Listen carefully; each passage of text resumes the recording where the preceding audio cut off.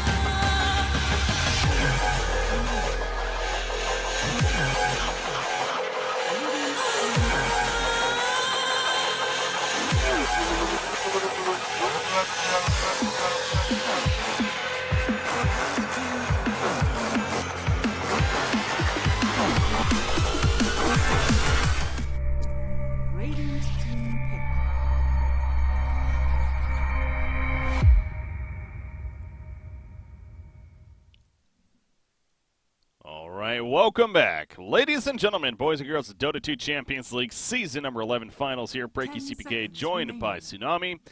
And we are at game number 2 now. Penta up 1-0 after a really back-and-forth battle there in game number 1. Very fun to see here for our final matchup, especially on the verge of being your Dota 2 Champion League champions here. But Team Spirit, of course, going to come back and force that third and final game. And we got a Monkey King for Penta Sports to kick it off. So we are going to see Monkey King. Obviously, Team Spirit would have liked to have it as well, not banning it. I'm wondering if they were thinking they could possibly get it, but it ends up in the hand of Penta. Sniper to assist that, but I'm just happy we get to see a Monkey King, man. I think we need to savor these moments when we are happy to see Monkey King, because That's fair. Seeing as how the hero is popular in pretty much every single region, hotly contested in every single region, and isn't like pure face roll winning. I've seen Monkey Kings lose a fair share of games, but I think we only like him right now because he's fresh, and I wouldn't be surprised if like post Kiev we're like, oh, they pick Monkey King. Oh my god. Is this hero ever going to get nerfed? He's entertaining, though. I don't know if it's necessarily going to be that. Like, yeah, when hero just kind of picks up like every game or top tier band, sure, but he at least is entertaining. So that's true. We can enjoy it for now at least, but yeah, we'll see if it comes to that. Yeah, even beyond just like as casters, it's more entertaining, I think, than other I never really get fully tired of Invoker, but even though Invoker has a ton of spells, you pretty much know what Invoker is going to do whenever you see him. Oh, yeah. Whereas Monkey King, you have no idea where he's going, every single lane, if he gets detected, the whole game of seeing, oh man, are they going to cut down his tree and stuff like that. He's constantly kept very dynamic. And so, as spectators and players, I think it's a very interesting hero concept, and you're right, one that it'll be difficult to finally really get wise to all of his tricks and be tired of him. Well, the pair with the Sniper and now Darkseer even coming out on top of that, so going to run with the Darkseer again. Obviously, it went pretty well last time around for Penta. How about the initial bans, by the way? I also noticed the immediate ban by Spirit for Lena there. Yeah, I mean, she did good. She did good, so that's a pure just, you know what, you wrecked us with that hero the first game. We're gonna take it away here for game 2. So yeah, and unfortunately, Penta really not showing the same respect toward the offlane Veno. Again, it was very surprising that they opted to send that Venomancer in the offlane. I mean, not only Venomancer got a fair amount of farm, but it's there's a reason why that style of Venomancer has fallen off. It's just doesn't really come online soon enough to be a relevant force, and he got Blink, BKB, Ag, Veil on that Veno, but just wasn't really able to finish off fights. As we saw, dealt a ton of damage, but damage isn't important. It's kills that are valuable, and so the offlane Veno just wasn't really able to ever come on, and hopefully this game they pick a little bit stronger option to go up against whatever Penta decides to send in the safe lane. Yeah. Well, that fourth pick for Team Spirit, and putting thought into it. But yeah, so far just overall a very sound draft, and kind of wonder if they're also going to maybe get a hero that good at tree destroying, because Monkey King loves to live in those trees. So I know Bat Rider tends to be a decent option. Timber Saw is another one. Queen of Pain coming out there for Spirit. That is a unique mid option as of late. Yeah, Spirit has definitely been stepping outside of the box a little bit more. So Queen of Pain going up against a Sniper. This is a matchup that I don't see too frequently. Well, I don't see Queen of Pain in general frequently, but as far as mid matchups, I think Queen of Pain actually does fine against it, because obviously there's nothing that Sniper can do to deal with the Shadow Strike. Chances are you won't see this Queen of Pain going aggressive with Blink, Scream of Pain. In fact, I won't be surprised if he actually opts out to put more points in Shadow Strike than the Scream of Pain. But even if Queen of Pain does have to play defensively, Blink can immediately get out of Shrapnel, can sometimes create a large enough gap that Assassinate won't even be able to get the kill, because 1300 range on Blink is very good at being able to sometimes break the radius of Assassinate. But whatever the case, it's a pretty safe mid option against a Sniper who has very quickly risen up the ranks of intimidating mids. And most of the time we'll see something like an OD to be a counter, or I guess this time in Spirit's going to go for a Queen of Pain. Final pick for Penta. What do they need still? They're one position here, so Reserve safe time. lane.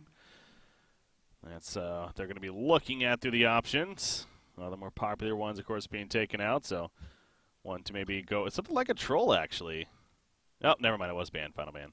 Light Spirit. So No, not they're seeing that. Ursa last game. They actually opted to ban out the Ursa. Could go for a Vengeful. Yeah. Wouldn't be bad. Could go for a Slark, perhaps. Though actually Disruptor is pretty nasty for Slark to have to go up against, so maybe not that. Okay, it is going to be Venge. Dire Why were you team thinking Vengeful? To amp up the sniper and bring a more aggressive core early on, or?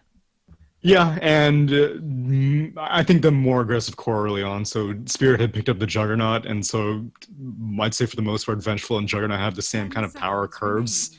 remaining. In their laning phase, they're pretty safe. Mid game, they have a lot of 5 damage seconds with Vengeful with their Wave of Terror and Juggernaut with that Omni Slash and Blade Fury. And then late game, they Reserve time. are more oriented. Like they're not hard carries, but they're good at helping other teams. Juggernaut with his healing ward, and then obviously Vengeful Spirit with that Vengeance aura. So definitely a lot of good scaling potential with the Vengeful carry with a sniper mid. 10 seconds remaining. Well, they got their lineup good to go, trying to sweep the series 2-0. 5 Final pick for seconds Spirit. remaining. Could go for. Oh wow. Okay. I had to make sure that wasn't randomed or anything like that. They were down to the 1 second again right there. The extra time, but they do go Night Stalker. I'm still I'm not sold on this hero. Like, it keeps going back to that for me. Like, so many games we've actually seen this hero kind of popping up recently, and it never seems like it does well ultimately. Like, sure that, again, the first Darkness, yeah, he gets a kill, and then it just really starts to taper off. I understand that we don't maybe see what he's really doing a lot of time, taking away vision, which is great, but it just doesn't seem like it results in wins. More so than Yeah, not. especially if it's not picked directly in a response to something like a Keeper of the Light, which is recently what Night Stalker's like whole job has been. As an offlaner, like he's really dependent on being able to use 5 Void to seconds remaining. nuke down creeps and get last hits that way, and then if he gets zoned out early on, it's difficult. And in this situation, he's going to be laning against a Warlock, and so Night Stalker, the reason he's a good offlaner is because he has tons of armor, and so against right-click harass, he really isn't that concerned. But there's going to be a lot of magic damage coming out from Warlock with the Shadow Word, and then obviously Vengeful Spirit with Wave of Terror will likely go into something like a Blightstone, which will cut down a lot of the survivability that Night Stalker gets from his passive armor. So in the offlane, Phobos is going to have a real hell of a time. And actually, with just a Stout Shield as well, not going to be able to finish off a poor man's in the offlane. That means that he's going to take even more right-click harass.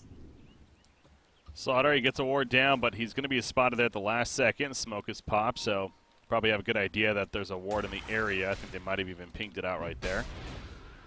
See if any kind of sentry. Sentry is on Warlock as he's kind of being run down by FNG, but Yeah, he's going to get this, I'm pretty sure.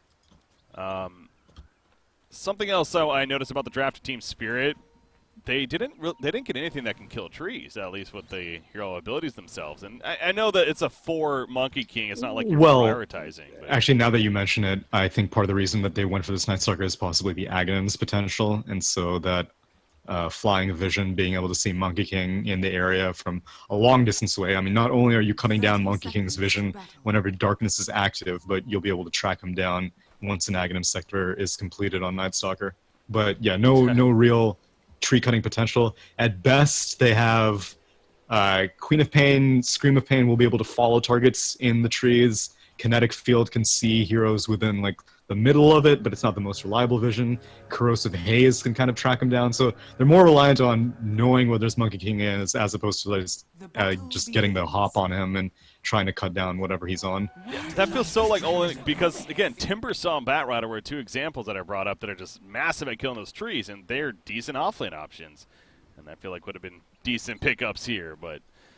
Yeah, they like the Night Stalker though, so again we'll see how it does in the eventual lags, but that's of course a long ways away before we're going to be seeing that. And I'm also noticing Night Stalker actually has the Poor Man Shield queued up with a couple of slippers of agility, but You know, that means he's going to have it delivered, and that's courier use, and that's something you don't want to be doing this early on in the game. So, yeah, it's not going to be a friendly time here for Night Stalker early as you were getting at. But middle matchup, what is it? Monkey King's sitting here protecting the sniper against the Quap and Slardar. Yes, I don't really know. I haven't been able to test how severe the nerf was that Primal Spring can be heard by, quote, nearby units. I don't know what nearby means because they didn't give like a radius or anything. It wasn't like 800 radius. You can hear a Primal Spring. Oh wow, he actually plants a tree and jumps on it. I always thought that should be a more popular technique, but I just never see it. Maybe that's why, because it did not work at all. It was an ambitious idea, but it was fun to see. I mean, it's innovation. You know, I've always wanted to see like a mid laner like plant a tree and then Monkey King like jumps into it from the other trees, but yeah, I've never been able to see it quite yet. Warlock gonna pull here at the bottom lane for his partner. Trying to get that lane control back. Skitter, though, on the Vengeful Spirit, pushed up pretty far, but right now, Night Stalker, he's gonna a couple of last hits thrown in here, but now with Monkey King being here, he needs to be very careful. Yeah, he's trying to contest this, and immediately VS may have gone a little bit too aggressive. DMZ's still sitting around, but he's gonna get the hit? No. No. Actually does not get the slow. Can I borrow that book when Yeah, you're done so with far, it? the Monkey King hasn't been the greatest effectiveness. Now, again, just his presence as, oh, nice boundary ring steal by Slaughter. Monkey King was heading right over there to go pick it up, and right as the 2-minute spawns, Slaughter is there on top of it, so nice nice grab right there, take away a little bit. But Monkey King, because if he's not getting kills, I mean, he's going to start falling behind a little bit, and that will be an issue for Penta. So is this a haste rune? Yeah, it's like, it's not nighttime. What's going on? Night Stalker's flying around. I mean, Night Stalker's getting a hell of a lot more done than I expected. Phobos, without even completing that poor man's shield, just has not really been harassed. Vengeful's more focused on her own farm than trying to zone out this Night Stalker, which is reasonable because Juggernaut in the top lane, BZZ, is getting free farm himself, and so it's important for Vengeful to keep the pace up. If Night Stalker gets a little bit of farm as a result, so be it.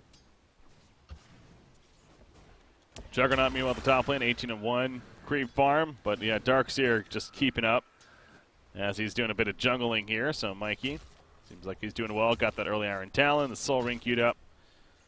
Gonna make use out of that. But Monkey King, for the meantime, is roaming back towards the bottom. You're gonna try yet again to make a play right here, but Night Stalker, of course, keeping the distance. As I say this, they're going around the right side, it looks like, is Monkey King. They just Yeah, there are a lot of gaps in the trees, and so you may get spotted if you're hopping from tree to tree. But this is a pretty good opening. 2 points in Magic Missile. There Nice. we go. Primal Spring slow. Warlock applies the Fatal Bonds. Radiant's middle tower is under attack. And... Oh, that's Salve. Now he's dead. Okay, he's still dead. Yeah, Fatal Bonds. More than enough to take him down right there. Well played. Vengeful First Blood. Took forever. Felt like it was coming, though. The bottom lane. Eventually Yeah, does, no. so... Slardar had to head over. Right now, Sniper's getting pretty heavily zoned by this Yeah. Queen of Pain. It's a tough match, as suspected, for a Sniper, and no one is really helping him out. Monkey King briefly showed up mid, but wasn't able to do anything, and against a Queen of Pain, you can't really expect to do anything. But now, problem is, you need to be careful. It's nighttime, it's first night, and Phobos, he wants to get some kills. Oh, he's just going to go in on a Blazebond right here. That's a blink in. The screen comes out. Applies the Q, but he's going to Nice get heal. healed up, actually, so not going to be enough damage. And that's Nightfall. That's going to come up short right now, at least.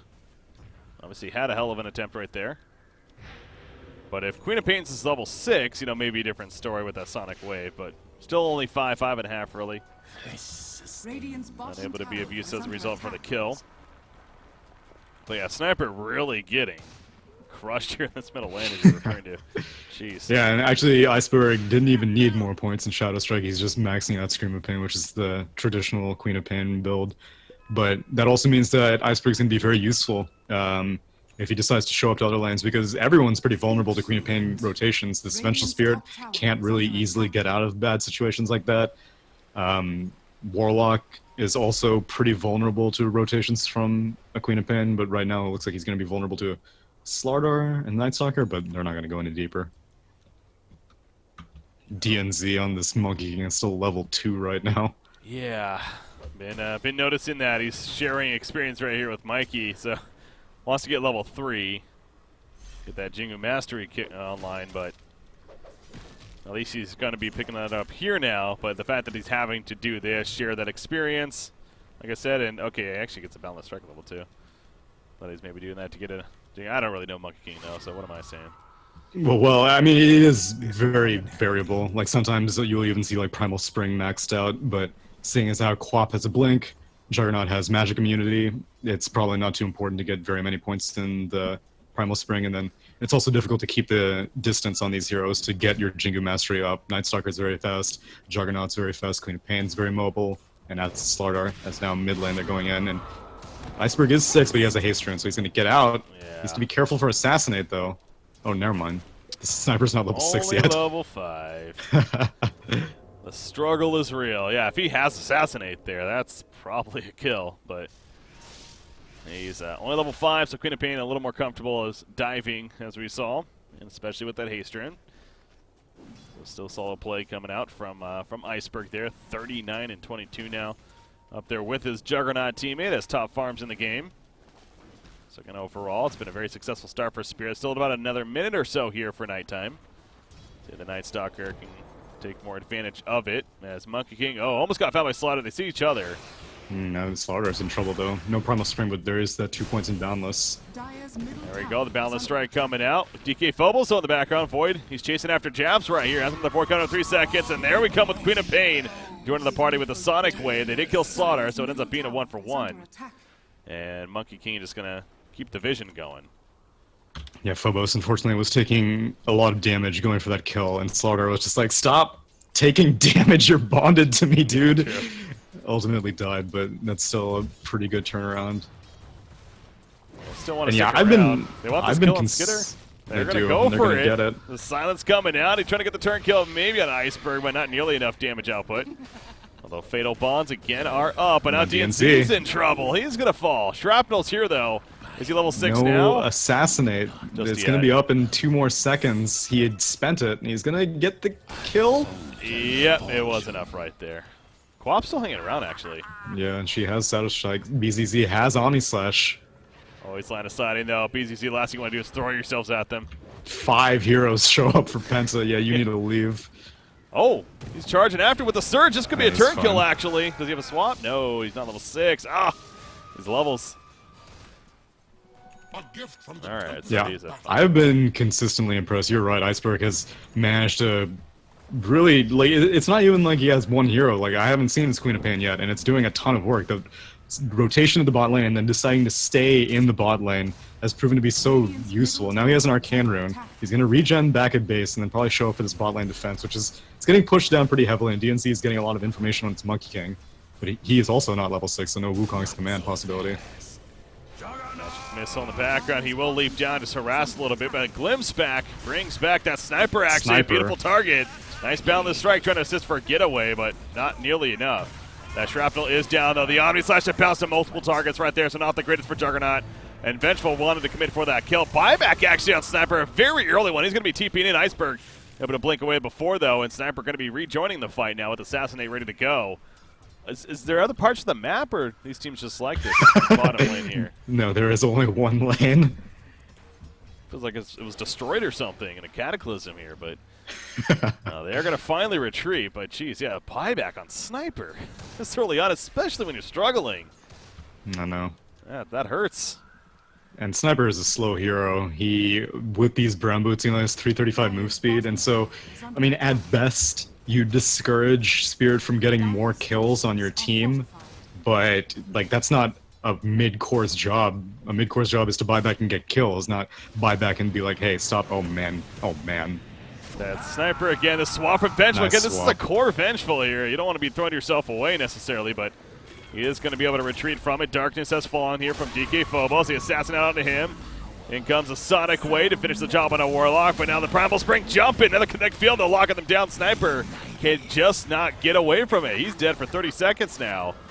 And they're continuing to retreat as Penta. The Void connection on a Monkey King. That's going to be a dead Monkey King as well. Boundless Strike only delaying the inevitable. Actually gets a turn kill on a Juggernaut right there. That level 3 Magic Missile doing plenty of damage. He also has a lot of wand charges right here. So Skitter could just do a lot of work still. Mikey will barely survive. Disruptor trying to finish him off. Not enough damage though. And he'll manage to stay alive. And now Sonar is going to be cut down. As, oh, never mind. Oh the auto God. attack range of Skitter's too low. Oh, jeez. He actually got away. Oh, the Primal Spring! Okay, he will finish him. He gets his glimpse back. And now DK Phobos? Radiant's Oh, bottom that Oh. glimpse. under attack. Helps save the day. These levels are hurting so much for Penta as now bot lane. Oh man, Iceberg gets the kill on Mikey. He's not finished yet. And he Iceberg's has a still blink. going in. He can get out. He's 4-0-2 already, just after 11 minutes, and he's going to blink out just fine. This is a hero similar to that Lena, where if he gets a snowball start, it's very scary on the Quap. And he's definitely set up for it. 4 heroes go down for Penta, whereas only 2 go down for Spirit. Granted, the Juggernaut did die and the Vengeful Spirit did not die, but Radiant's top tower yeah, is like under this attack. Warlock, he's still level 5. You can only imagine how much work a Golem could have been doing in these fights, but he's just not getting it. Wukong's command also, this Monkey King is only about to hit level 6, hasn't gotten it yet. Although now Juggernaut might need to be careful. The second time we see that surge on a Vengeful to allow for swap. So good coordination right there coming out from Penta as they do take out the Juggernaut. And there's that Wukong's command even used. He just mentioned he just got that Warlock almost level 6. God, get a creep kill. And then turn. No, he's going to be fine though for now and should be able to get it here. Dire's top tower is under attack. He's going to be spotted doing so. But yeah, Blazemon, at least he's able to finish some power treads. He has a Radiant's Dragon bottom Lance now tower queued is up, under and he attack. gets the haste rune just before Quap. Nice steal by him. So going to attempt to recover here. A little bit of a swing upward here for Penta, but Team Spirit still top overall tower is about a under 2,500 attack. net worth lead this early on. Radiant's bottom tower. Yeah, what is is Juggernaut under choosing to attack. go? Dire's The top straight tower Yasha is here. fallen. Yeah, and I don't think he needs to complete it into a Manta style. There's really nothing worth purging as now bot lane Blazemon needs to be in trouble. Is under attack. All these Or fights maybe stop, man. Oh, there's Spirit. the chaotic offering. He's level 6 now, showing it off right there. Sonic Wave in the Nice background, Sonic connected a Wave. couple though. The Static Storm is put down as well. A Sniper will fall. Down goes Monkey King. The chaotic offering able to finish off Disruptor at least, but Warlock also goes down. A 3-for-1 turn, especially when the Warlock only comes out on the team that lost that fight. That's not good for Penta. Yeah, Iceberg's just getting larger and larger. This Queen of Pain is 4-0-4 right now. Gonna have this Yules completed, and that's gonna make life so much more difficult for this sniper because, I mean, you are just slightly out of position, and you are going to stay out of position. You're gonna be set up for Crush, which FNG doesn't have his Blink Dagger yet, but he's making his way towards it. And I mean, as this Night Stalker gets more and more farm, you're not even gonna know when you're out of position because he's still, I mean, he's very far away from an Aghanim Scepter. He's actually going to be going for an Armlet first on Phobos, but it's going to come eventually. And if Queen of Pain keeps snowballing like this, it's difficult for a sniper to recover. Yeah, what about, we see the Eels pick up, which again is great for mobility, the mana regen and everything. What about now like an Orchid though, to just really kind of help that snowball? Is that something you can see realistic here? Yeah, I'm actually a little bit surprised that with such a good lead, you go for like a quote defensive item for a Yules. He's not going for a Bloodthorn. He's not going for something like a Lincoln's, which may offer also like it's a defensive item, yes, but it allows you to play a lot more aggressively. And Yules kind of fulfills the same requirements, but it's not as reliable as something like a Lincoln's.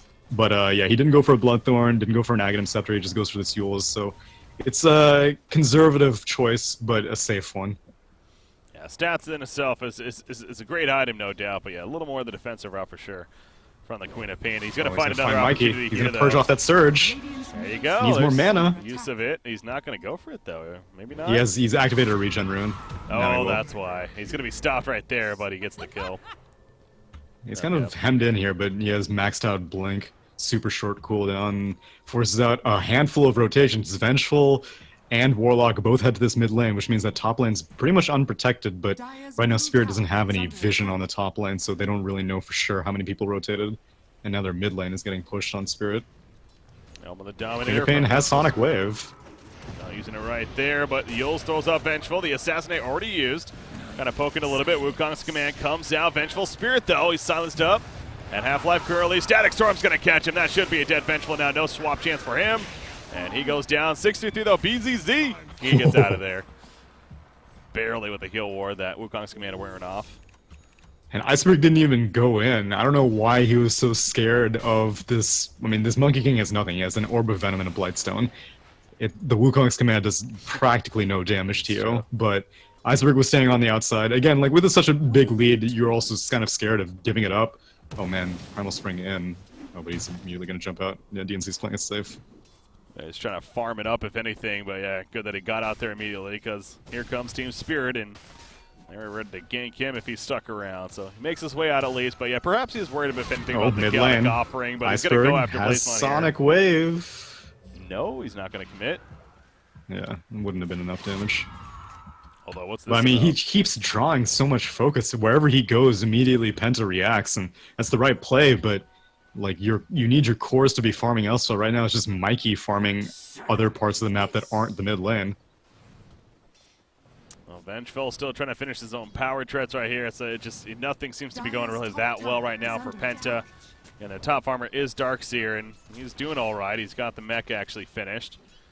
Should be great to have those Arcane Boots mech combination. Gets off a decent wall combo with the Chaotic Offering. Then by all means, they can win a team fight and come right back into this game. But of course, going to be a lot easier said than done here. Against Team Spirit needing to clump up. We're 3 minutes until the next nighttime, so they have a little bit of a window here, pending his ulti use. Not having to worry about that. And a middle tower push Dire's with that middle mech tower is finished. under attack. Gonna try to finish it. They do have the Alpha Wolf nearby too. Sniper though, man. 2 Wraith Bands and a Power Treads. 17 minutes. That's a struggle bus right there. Radiant's top Yeah, tower he under is attack. the captain of that right now. He has the 5th highest net worth, so he's not massively behind as now they're going in onto Night Stalker. Radiant's top That tower damage though is so minimal. Magic Missile will kind of change that. Going for that kill. It is going to happen in the end. Eventually, I believe, got glimpsed back right there. That's why he just disappeared all of a sudden. Yeah, but she did. They got a kill at least. And wow, actually no points in Wave of Terror on this Vengeful. It's all maxing out Magic Missile. That's crazy. I haven't seen that build in ages, especially on a core Dire's middle VS. That's tower so weird. has fallen. You know what? There was one that did it here the other day, and actually, I would have to double check if it was him doing that, because yeah, there was recently that I actually maxed out as the core Venge. The Magic Missiles first, because you're right, that is a little untypical there. But not going to find a chance as Quap is Iceberg. He's actually going the Ags next, by the way, and he almost has it. Yeah, if they can get a kill on Eagles. Skitter, that would be awesome. Oh, Blink Dagger on Slardar, they'll definitely get this. Maybe? Maybe. They are. He's going for the turn kill. He wants a turn kill. He will get eventually the turn kill because the Chaotic Offering comes out, but they're not going to catch Quap. Do they have another stop? They do not.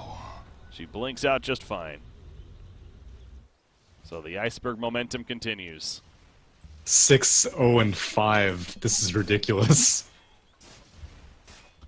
Yeah, he's again continues to play just so well. Like what you said there too with the diversity. Like we've seen him on Magnus, Quap here, Sniper. He just plays all over the place, and he just plays it all so well. Dragon Knight. I believe he was playing that earlier. So just across the board, a very diverse player. Also happens to be really good at whatever he gets his hands on here. So. The Quap Axe, though, that's going to be that much more damage, only a 40-second cooldown. That's ridiculous. Danger, Yeah, and danger, meanwhile, Penta.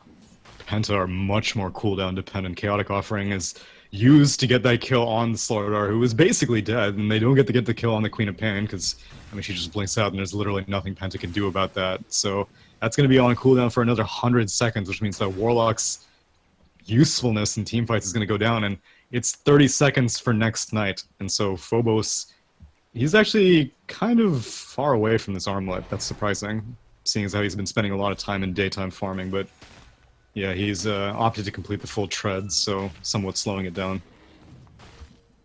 Armlet choice in general on Night Stalker is, I feel like, I don't know if I've actually seen one yet.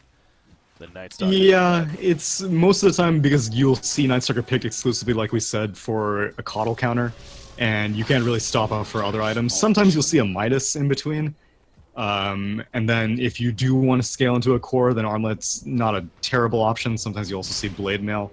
But since this game really I guess only the Juggernaut is physical damage. Yeah, I don't know. Armlet is... It's not entirely necessary, but it's fine. It's going to help him stick around in fights longer as well, because it gives just a ton of HP regen. Night Stalker, it's currently nighttime anyways. He has darkness just in case, but nighttime here, they're going to commit to the Roshan kill currently. Chaotic Offering is still on cooldown for another 25 seconds. Going to use the Assassinate off the bat, and he's been doing that, I've noticed, too, where he's using that Assassinate to, like, start fights almost, and oh my god, they're going to get jumped right here. The Sonic Wave just runs right up. It's a couple of heroes with it, at least. Wukong's Command, the Static Storm, though, in the background. Vengeful is kind of in panic mode this whole time. And Iceberg will blink away barely. Omni Slash bouncing around in the background. There's the spin now coming out from Juggernaut. And not going to get Vengeful, though. Assassinated. Got glimpsed, actually. And there's a turn kill onto the Juggernaut. And now they're going to kill Night Stalker, actually, in the midst of that. No Chaotic Offering even needed right there. Wow. And, you know, I'm on... I don't know if I saw that correctly, but I think I saw a glimpse used on Vengeful as she was about to die to the Juggernaut, and it saved her in the end, so... Yeah, I thought for sure that Skitter was going to die, but no, not only does he survive, but they're going to take this Roche. And like you said, without Chaotic Offering, there's a Sonic Wave, but it's not enough damage. There's just too much sustain with this Warlock's Shadow Word and the Greaves of the Darkseer. Gonna get Vengeful Spirit pulled him back a little bit, but that's a dead Disruptor now. On top of the Aegis kill, so... the Aegis gotten here in favor of Sniper now. So the Sniper struggles. A little less of a struggle now after that fight. But, that, I mean, the fight in general just started all awkward because, again, he just kind of walked up, threw a Sonic Wave out, and then they felt forced to kind of commit right there. I think that Spirit is respecting this Wukong's command a little bit too much, because, like, everyone was standing on the outside of it. And, yeah, sure, it's an intimidating spell, but he still has nothing on this Monkey King. He has still Blightstone Orb of Venom, which is what I said, like, 10 minutes ago. Even if these little statues hit you, it's not that much damage, and you maybe lose some armor, but who cares? Whatever, no big deal. Yeah. But they're, like, Iceberg, he has a massive lead, well, unless if he dies here. Well, I guess that was a swap to save Darkseer and try to get a turn kill, but doesn't look like they're going to get the chance.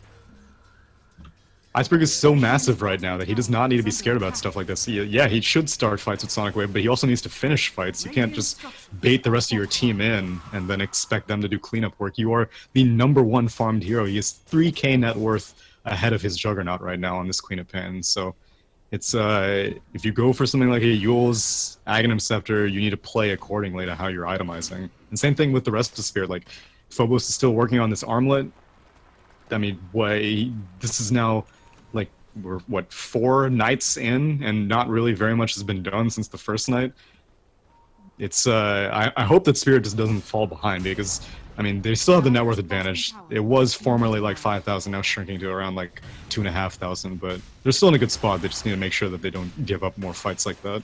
Well, yeah, because you let Sniper climb back into this game, which they kind of have to an extent. He has the Maelstrom now finished. It's Sniper, by all means, is going to be here sitting in the back lines, doing plenty of damage and be quite the threat. And of course, you got the aura presence of Vengeful with that and the Helmet of Dominator. Yeah, it's a potentially can be a scary team, and for the lead that Spirit has had, that's gotta sting a little bit for them. But they are going to push the middle tower, the tier 1. Their tier 2 bottom, though, is being pushed in meanwhile. And, of course, you have Monkey King doing the scout and stuff. He's going to Primal Spring on in, though.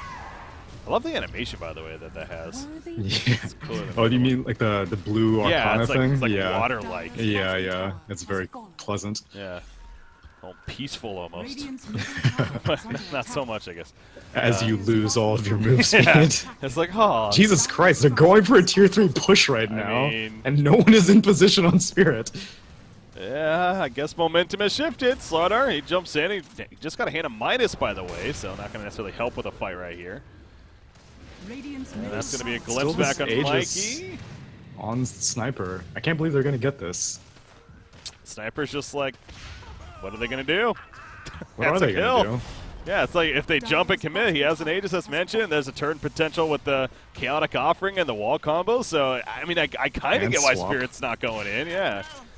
It just feels so odd considering how much of a lead Spirit's had going up until that previous Roshan fight, and now. That's a range Rex. They can't stop it. They're going to finally jump. Sonic Wave hits a couple. Well played right there. Blazebot going to survive for the time being. Chaotic Offering will come out, catches the spinning Juggernaut. They do kill Sniper, but he's coming back up as expected. The swap onto the Juggernaut right there. The Omni Slash bouncing around. He's probably going to die, though, coming out of it. He will. And the Assassinate, not enough to finish the Night Stalker, but they get the range. The melee rack's now dropping.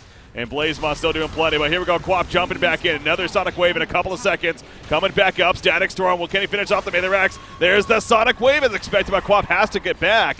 And the melee racks will fall, and he stays alive. The heals are real. The Guardian The whole Greaves, team the is Shadow like, you need a Word. glimpse, but it's on cooldown. Oh, no! Oh my god! That's a dead Quap. What has happened? The That's turn, a man. game. Penta's turning big time. The wall. It catches a couple. The Assassinated finish off Slaughter. And Disruptor's dead with no buyback. They could get more now. Tell me, what was the name of this team before Penta picked them up?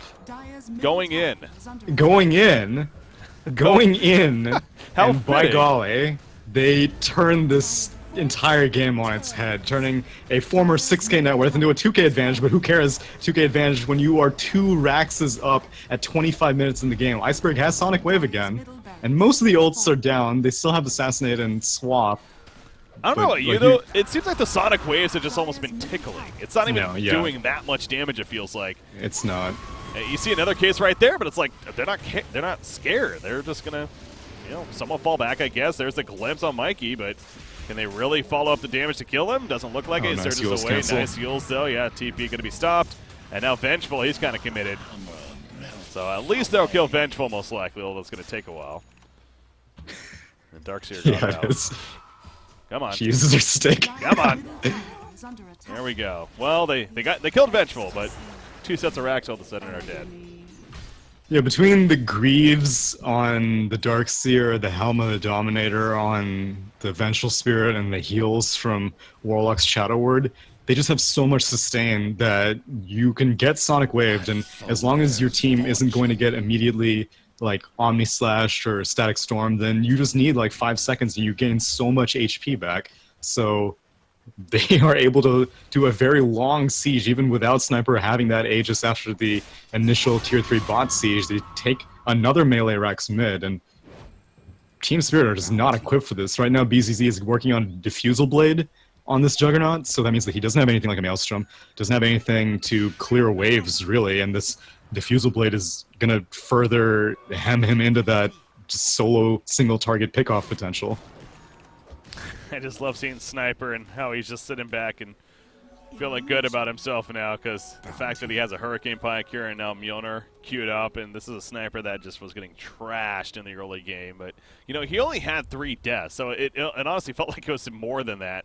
But he was struggling with farm, did have those 3 deaths earlier on, but obviously it's completely shifted now with the team on top of it, and they're going to look for an opportunity here as they smoke on up going into the jungle. But yeah, Monkey King also becoming a presence himself. I mean, he has the Echo Saber, and once he gets that Basher, all of a sudden that Wukong's command is very deadly, and you do want to stay out of it. So Yeah, I mean, even with just the Echo Saber, it makes it very difficult. You only have 1 more tier 3 remaining, and you're pretty reliant on good initiation on Spirit to be able to win these fights. Earlier, they did the right play. Nightstalker actually put an urn on the Darkseer to cancel out his Blink Dagger, and then they initiated on the Sniper, which is how they got that Aegis kill. But now Penta doesn't have an Aegis, and they don't have very good vision, and it's darkness, so they need to be very careful. in the front lines, though. He's using Assassinate for vision, which is really smart, Yeah, so like they know. he's been doing that pretty frequently this game. Not afraid to use it. Short cooldown. Oh, Jabs. You don't want him to get picked first. Oh, he has a chaotic offer though. Yeah, he is going to be jumped. There's a pull in the background, but he will die off the bat. The vacuum was here. There's a Wukong's commander. The FPS drops are real. Vengeful dead on top of it. And Juggernaut goes down in the midst. And now actually Nice Stalker trying to limp away. The Centaur Stomp going to miss. He will be fine for the time being, but Sniper chasing him. Final auto attacks coming in now. FNG has to be careful. Disruptor puts the Thunderstrike off. Quap trying to stand his ground, but that's not a fight you're going to win against this Sniper with the assistance. Quap has to blink away. She'll survive for now. Assassinate maybe? No. Cannot get close enough. And so Queen of Pain will survive. Disruptor buys back, immediately ports in. Numbers, though, again, favoring Penta, despite that tough start with Warlock getting jumped. Warlock and the Venge, so a lot of the Sniper's damage is, dependent on being able to benefit from Vengeance Aura, but Venge immediately gets picked, and I guess the trade-off is that whoever killed her, which I believe was Disruptor. she died too early. Oh yeah, okay, Disruptor. So the Disruptor was walking around with that negative Vengeance aura, which was definitely cutting down on Juggernaut's damage potential and whatever other right clicks were coming out, which meant that Nightstalker could not get the kill on that sniper, who was so low the entire time. But I mean, it's not often that you see a sniper surviving at the end of a team fight like that, but he did, dealt a ton of damage, and now they're gonna get this second Roche. That's another And Aegis. again, like you said, it was Warlock dying first, so Chaotic Offering also was not used in that fight. Fatal Bonds isn't used. No heals from the Shadow Ward. I mean, Spirit not going to be thrown in the towel by any means. Being down 1-0, this is it for the finals. But it's just got to be so frustrating as well. You just hope that they're not being too much tilted right now, but this game is just completely shifted on the other side, because there's still a little bit of hope here, but it's going to be a hell of a hold if they somehow are able to do it. But now they got, and we saw last time what happened with the Aegis on Sniper. They just freely pushed bottom lane and then eventually transitioned into getting the second set of racks because of how the fight went. So this could be it, as they want to maybe try to end this as soon as possible, but they're going to find a chance over here. That was nice bait. an illusion, yeah. I was wondering what they were going for. I saw the mini-map. I didn't see anyone over there. Nothing too important. Just swap and assassinate used.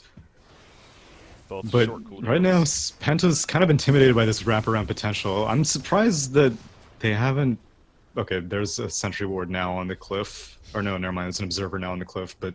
Oh, they're seeing the Courier. Radiant can counter it. And Omni Slash open on a Skitter, so he's going to do a lot of damage to him himself, but it's not enough to kill, and now he's going to by himself. There comes the Screamer to the back of the Sonic Ray. They'll pull him with the Vacuum, though, on top of that wall. Once again, the Catacomb and the Fatal Bond spreading so much damage, and Sniper staying alive himself in the midst of all of it. As I say that, he is going to be turned on, so the Aegis will be popped right here. Warlock is picked off. Vengeful being dead. Nightstalker barely survives. Oh A my nice God. armlet toggle right there, but Blazemon comes back. Juggernaut being dead. Queen of Pain has to get the hell on out. Assassinate is not going to connect. She blinked in time, but there's that Aegis use, and now here comes, could be a final push again. Dire's middle tower Yeah, and Mikey's still up, so he's still able to provide this Shiva's Aura to protect Sniper a little bit. Provide this Greaves. Blazemon on the run now. Well, Queen of Pain, again, she's feeling that physical damage. You see Juggernaut trying to chase, doesn't have an Omni Slash, though. Sonic Wave wants to kill Mikey. The Vacuum going to miss. Well played. And now Blazemon is going to fall here, most likely. is under attack. He has a Hurricane Park in 1 second. Not able to use it. Probably wouldn't have mattered. So the hold finally... They need to defend their base. Oh, you're Tier right. 4s are gonna die. Yeah, there's one Tier 4. Dire's middle tower has fallen. They're going to save the second one, but that was a buyback, though, on Juggernaut, and, of course, Disruptor using his earlier. But Juggernaut the key there. Yeah, that wall did so much work.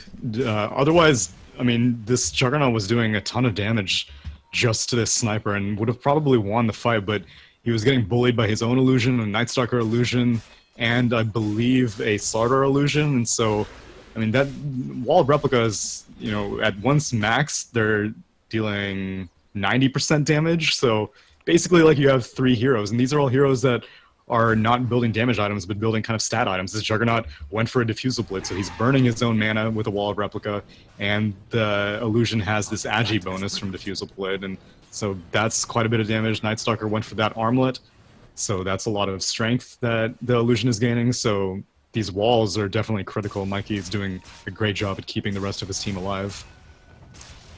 You do look at the hero levels, and Juggernaut hit level 20, but then you also got Queen of Pain at level 22. So level-wise and talent tree progress, it's favoring right now. Team Spirit still slightly. And Queen of Pain, of course, it's not as impactful with not the Blade Mail combination, but still 70% lifesteal. Pretty ridiculous. Going to ideally help keep her alive throughout these fights now a little bit longer and not be as scared as we've kind of seen her have to be sometimes. But I don't know if that's going to have the biggest impact. And unfortunately, Juggernaut isn't the most overwhelming, I feel like. 20 agility is nice, but it's not, it's not like some of these bigger ones. Yeah, and especially after that buyback, that also means that his item progression has been halted severely. He has this Blink Dagger, so ideally he's hoping to just hop all over the Sniper, but Sniper's pretty tanky, and like we said, he has that Hurricane Pike. Oh wow, just straight up onto the Warlock. What the hell's going on back here? That Warlock is going to end up getting picked off, actually. Static Storm is kind of hiding. Solo Omni Slash, but That means that Omni Slash is down, and I can't believe these flanks keep working out for Spirit. I mean, they had the right idea, and nice crush on 2. They might get Skitter right here. He has support this time. Once again with the wall in the vacuum, though. Queen of Pain getting pushed back, and now DNC joins the party. He gets a bash proc right off the bat right there. Blazebot's a focus, though. He gets caught in slaughter, but they're going to be able to pick him up. Another swap in onto Iceberg. Can he get away? No, the bash proc What a comes bash. out, and he will fall. Nightstalker also going to go down. Skitter manages to stay alive on the Vengeful Spirit, and it's just Juggernaut versus the team. Queen of Pain does have a buyback, though. That's a slaughter for that matter, and there they both go, in fact. Tier 3 goes down, so they're down to these last set of racks here for Mega Creeps. Monkey King may actually get caught in the end, but again, they got Tier 3, they forced yet another couple of buybacks, so now all the cores are no buybacks here on the side of Team Spirit for the next 4 or 5 minutes or so. And even without the buybacks, they killed 4 of them, so even just kill-wise, they come out on top. Sniper does die, and so they get a stay of execution for right now, but I mean, Sniper has kind of taken a back seat. It's this Monkey King is becoming larger and larger. Has that bash completed? We saw a lot of fortuitous bashes to stop that Queen of Pain from escaping, and now he's working on a BKB, so won't even be concerned about this Queen of Pain's majority of her damage. She still is a pretty strong right clicker, and obviously the Sonic Wave Aghanim Scepter is doing a ton of damage, but yeah, Monkey King can just kind of, I mean, all they have left are just a naked set of racks in the top. They can just throw bodies, put out a Wukong's command, and not really have to pay attention to the flank. Just go in. Just, you don't even need to use Chaotic Offering as some sort of counter initiation spell. Just throw a bunch of units onto these racks and go for megas. I'm still not sold on this Queen of Pain build either. I mean, it kind of goes back to the idea of the Yields being that first pickup. I know you're kind of stressing that where it's more of a defensive item, and when you're trying to snowball, is that your top-tier choice. Now, in hindsight, looking back at it a little bit maybe, but the fact that now he has a Yields with a Shifas and then the Yags, but it's just kind of that all-in. Sure, it's only a 40-second cooldown, but it's that combo, the Sonic Wave Scream of Pain, and then kind of backs off and resets eventually. But having that Orchid slash into the Bloodthorn eventually would have given her a little bit more of that right-click presence, and who knows how things could have been different, more sustained damage in these fights right here. But obviously that's just hindsight at this point, and can't really think about that too much. But Monkey King, you talked about that the Wukong's commanding a last fight, not even really that impactful. And now that he has a BKB coming up, though, he's going to be becoming more of a threat with the lockdown of those procs on the stuns. We saw them multiple times in that last fight on the Queen of Pain, sure enough. I mean, trying to keep hope alive for Team Spirit right here, but down to just these 2 set of racks at the top lane. It's going to just be so difficult, and maybe just some kind of smoke after they clear up this creep wave right here. Yeah, they've done a good job at pushing out the bot lane, so it's not too obvious that they go for a smoke play, and unfortunately Phobos is still around 150 gold away from completing his Aghanim Scepter and only has about a minute and a half left on Natural Night. He has Darkness if he needs it, and no doubt that once Penta goes through this siege on the high ground, which they're probably going to wait for DMZ to complete his BKB, which is coming on the courier right now, but after that, like, they really have very little to be afraid of. They are hopefully going to get plenty of vision around the map and just send probably, I guess, probably the Warlock to break any potential smokes from the back end. Because, as we saw, Chaotic Offering has not been a make or break in fights at all. True. Yeah, it hasn't been necessary, really, when it comes down to it. I also saw Warlock casting his Upheaval earlier, and it was actually a sweet animation. I'm liking this. Oh, yeah. Here. Yeah, he has that Immortal. It's pretty badass. And also, just while we're on that topic, too, I know this is maybe a little bit troll to this, but just to be clear, this is not the faceless jabs, obviously. I think it should have to be said, but... No. Jabs left faceless for this. Oh my gosh! No, that's yeah, not it's just a like thing. the Southeast Asia miracle. Everyone's just like, Miracle left liquid? Are you kidding me? Yeah. No, this is a completely different player. It's from Europe. Or I assume so, at least. But yeah, it's not the jabs from Thailand. Plays for faceless over there. But Aegis, or Roshan more so, it's going to be up here in the near future. It's actually surprising that they're waiting for this, because like we look at the net worths, even with all these buybacks, and despite there being a massive structural advantage with all these Raxes down, Queen of Pain and Juggernaut are still out farming the Vengeful and Sniper. And Vengeful and Sniper have not had to buy back any times. They still have all of their inner base structures as well as 2 tier 2s still up, and yet somehow they're not being able to get more out of the map than these Spirit cores. So, I mean, a real testament to how good BZZ and Iceberg are at finding farm despite being so far back, for sure. Yeah. I'm also liking this double damage and just sitting here. Looks like Vengeful eventually is going to come pick it up. As Monkey King's Boing. That's hilarious, just bouncing around right there.